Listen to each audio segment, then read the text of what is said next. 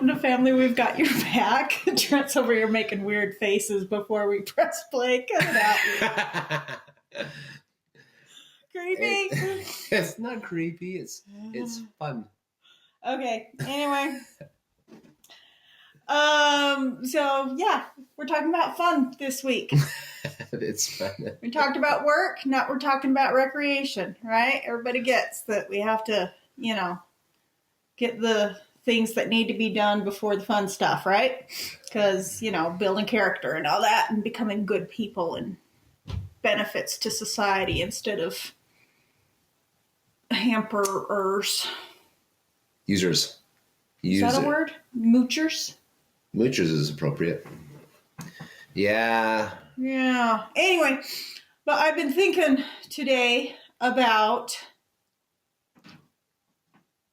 the fun things that we've done as a family, right?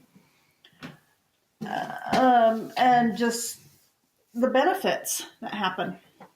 So, we were going to try an experiment. Hang on. Let me take the screen. How do you do this? Carefully. You do it carefully. Obviously. Hang on. I don't know why we're doing this Technical right difficulties. Now. Because I wanted to touch the thing. How do you get this off? Oh, that. You pop it. Okay. See, this is my technology inability here. It's sufficient. It's really amazing how I bad I am. didn't mean to say sufficient. I meant to say it's significant. Yes, my technology inadequacies are significant. Hence the reason I'm, a not professional person. Anyway, okay, we did it. See? Okay, now we can go to our definition. See? It works without the screen protector. Woohoo! It also worked with the screen protector. Not when I touched it. Like I said, apparently my fingers don't conduct electricity. The refreshment of strength and spirits after work. A recreation, right? The root of the word is creation. And so what we're doing, it's not downtime. It's not rest. It's not, I don't know how to describe it other than something that you actively do to refill the well. Yeah. Refill the bucket from the well, right? Turn on the faucet and fill up the bucket. Uh-huh. Refresh the spirit. Put fuel in the tank. Okay. Any other metaphors that you can think of? No, but it comes in so many different forms. Like, it really does. I went and I played basketball last night. That was recreation for me. Yeah. That wouldn't be recreation for Michelle. No. But like I said, today, getting out of the car, I hurt myself. Just getting out of the car. I don't do sports. No. But there are things that she does value as a nice recreation that do fill her up. Yes. I read a book. Or several. Because I read fast. Anyway. But that's not what we're really talking about either, because that's still a very individual thing. But yours wasn't individual because it was a group sport. Yeah. Whereas mine was but you did it for you. Right. Right? Yeah. So this week we're talking about family recreation. So things to do with your loved ones, right? Even if you live alone, you have loved ones, right? There are relationships that can be strengthened through recreation. Yeah. When we talked about work, we talked about strengthening your relationships through getting things done, right? And while this is also that, this isn't out of necessity for maintaining your life, right? This is maintaining your spirit so that you can maintain your life. And you hear these podcasts that talk about how laughter, just laughing, releases chemicals and science, and you feel better. Because that makes it self-explanatory. I don't. Science. Because of science, laughing makes you happy. But But as you are in a group doing that, it's so contagious. It really is. And those are the things that when you're enjoying a good laugh together, whether you're doing whatever recreation that you're doing, those are more memorable, and it takes away all of the edges off of the hardness that life has when you do that. And I don't know how many times this week I've thought about it, but when you were at your brother's trip and one of your brothers turned on your dad's seat heater, unbeknownst to him, and he all of a sudden not shouts out, but is loud, "Why is my bottom hot?" Sorry, Dad. I wasn't there, and it still makes me love his father so much. This was more than a decade ago. I still cry about it. He's got tears in his eyes laughing about his brothers messing with his dad's It was seat more than heater. a decade ago.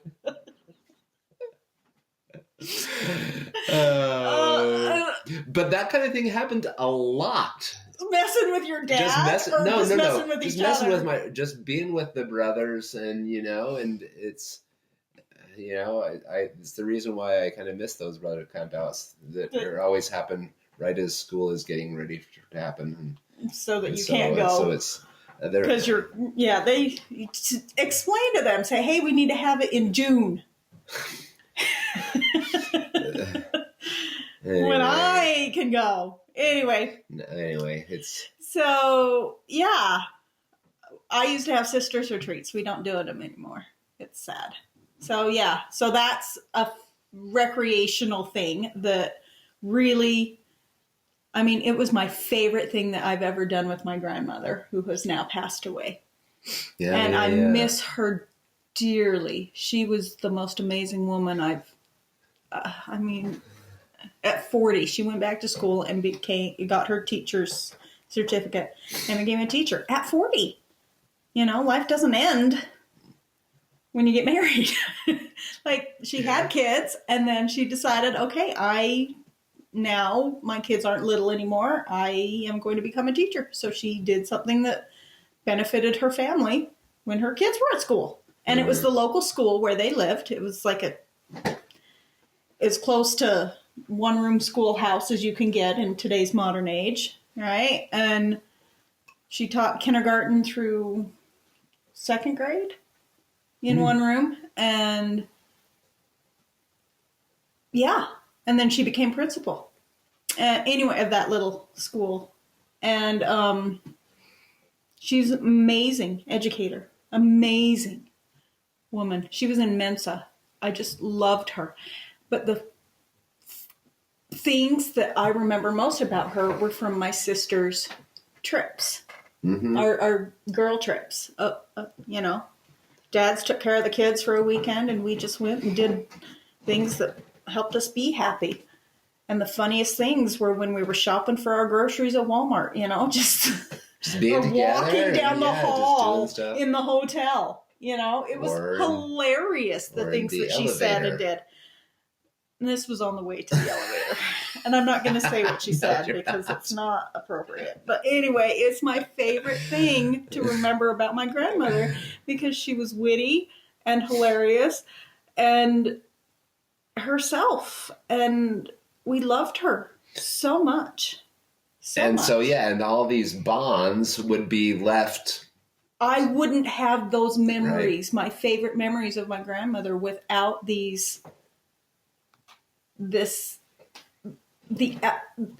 we hadn't made the effort to get together, right? Which is the second thing too. That one other benefit to that is when you have these shared memories, it strengthens the bonds, but also it creates, a life of its own. This relationship becomes extra, right? It's like something you can't describe.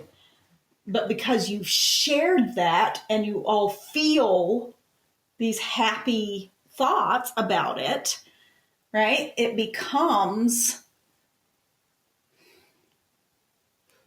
personified almost in a way that it's now this thing almost between you. Immortalized event. Yes, in your and mind. it just, every time you think about it, you think fondly of the others, and your bonds are strengthened, and you want to be together. They talk about one popular thing for the day is, of course, maybe not as much anymore, but inside jokes. Yeah, I don't know what they're called anymore. I think they're still called that, but teen lingo. We'll have to ask our kids. But when you drop when you're in one of those social circumstances, and you just drop that inside joke, and everybody has a quick wit. It's like the people that are in the know, like just share an internal laugh, and it's just, it's not as funny or whatever to the other people you're around when you drop that in public. It's like a magnet. Like a magnet to the, you're not trying to alienate others. No, you're trying to. But it draws you together like a magnet, right? Just a little coy phrase. I hate to lose. I like that one. Okay, yeah. Anybody who was there loves still smile to your face, right? True. So, yeah. And then the next one. As you're planning these recreational things that refresh your collective spirits and give you motivation to keep going, right? And wanting to be closer, do things together. There's that anticipatory joy and excitement that comes because of your expectations. And we've talked about managing expectations before. When the event actually happens, you need to be in the moment and enjoy what actually happens. But the what if, the possibilities of joy brings you joy. Yeah. So not only do you get the joy of anticipation, you get the joy of actually doing it. And if what you want to have happen doesn't actually happen, it's okay, because what did happen can bring you joy if you choose to let it, right? And then the after, you get those shared memories, and every time you think about it, you get that joy again. So it's a threefold thing if you choose to embrace it that way, right? But if you choose to just pick out this went wrong, and this went wrong, and this went wrong, and focus on that, then you're not going to get the joy. Just getting misery. Yeah. So choose to focus on the joy of these shared moments, because quality time happens out of a quantity of time, and not every moment is going to be the high, right? There's going to be an ebb and flow. Right. And so if you just hold on to these positive things that happen in the midst of spending time together, then those bonds are strengthened. Yeah. And I on that note, I also think about those families or those individuals that do have their devices, and that's their recreation. It's not a recreation, right? No, it's not. It's a time consumer. But what do they fills your time? What do they have to anticipate? I got to play my video game. More swiping. More. There is less joy to be had. Yeah. If it's electronic, right? Yeah, because it's a very individual thing. And now, if you're doing, there's lots of gaming things that you can do as a group, and that can still be powerful. Yeah, that's one of the reasons we installed the screen and the theater thing, so that the kids' friends could come over and have group things. That's why we built this theater room, right? It's really supposed to be a family room, and it's kind of like, we had to kick the kids out of here to do this podcast. Yeah, but I'm saying is like it's kind of not finished, and it's cords hanging everywhere, and the speakers aren't hooked up, and the lights are still not in, but the light bulbs are just screwed in. So it's kind of, Why are you doing this? I'm saying, even though the space isn't perfect memories are being created. They are. Yeah. Right? So it doesn't matter where you do it. It's the attitude in Mhm. which you do it. Yeah. Right? For sure. Tomorrow we bought some treats tonight on our shopping date because we went to the store for our date. We did Olive Garden too. Well, that was for our son's birthday. But anyway, gosh, prices are so expensive now. Anyway, we celebrated our son's birthday. Every kid gets a date with the parents, right, for their birthday. Anyway, and so we were finally able to do it tonight for our son who just turned 18, and we went to the grocery store first. Had to get done. And we got some on sale snacks for our movie night tomorrow. So not only am I excited to show the kids one of the movies from my teenage years that I think about still as a quality movie, right? I get to anticipate the snacks. And when you're on a restrictive diet, like I am, so that I cannot die, not because I'm body shaming myself, but I want to be healthy and be able to do more things and participate in my life instead of, not participating in life. I look forward to those times when I get snacks. So whatever aspect brings you joy, focus on that and how it brings you closer to other people. Right. So that's the point of the group recreation, is that you're not just recreating, you're not just refilling the tank, but you're refilling a collective tank. If you ever been maybe as a youth when you're anticipating Christmas, right? Or something similar to that, right? There was lots of sleep often. Yeah. But it was a happy time. Yeah. And why just have that, once a year? Why don't you do things often enough, recreation enough, that you're looking forward to regularly and you're working hard so that you can have those moments and stuff. I still love that our family still looks forward, and I think all of the cousins and aunts and uncles still look forward to the family reunion, and we've been doing it Well, I don't, because I'm a doofus in large groups. I do better in one-on-one, 2s and 3s. But you still get to have those one-on-ones and those. Sort of. But so I mean, it's hard. Large 80 people family groups are difficult for me because I always say the stupidest stuff or do the dumbest things, and people are like, the rest of us really look forward to. I don't think you're alone in that. But you don't think I'm alone in people thinking I'm special needs? No, that's not what I'm saying. awkward? I'm saying there's a lot of people in our family that like the individual connections. Oh, I see what you're saying. Some are big group people, and some are small group people, and some are loners. And some are allergic to the building and can't even come. Yeah. Oh, poor guy. Anyway, so,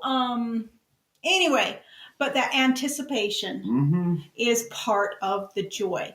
So engage in that as well as part of the planned activity. And we'll put it's not written, but we'll put in another thing. Plan them out. Make time, schedule it so that there are important things. And we're not saying you have to take the kids to Disneyland.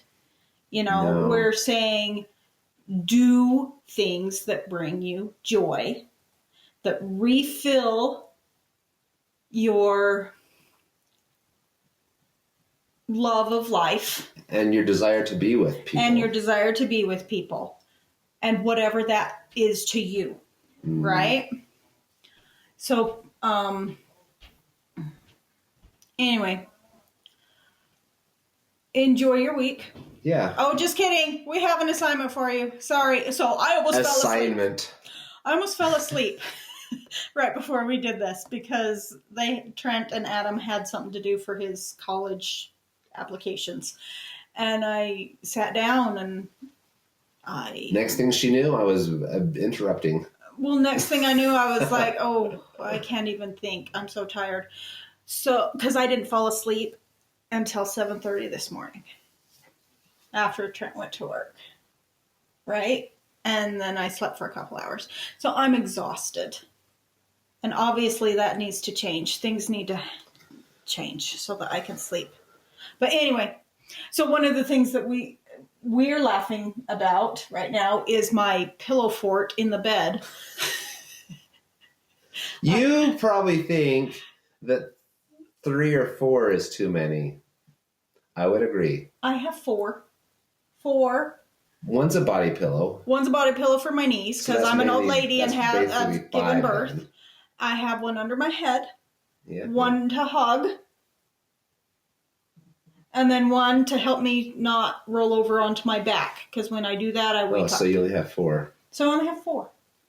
Once again, one's a body pillow. One feels like 2. I will often have to say, hey, can you move your pillow so I can get in bed?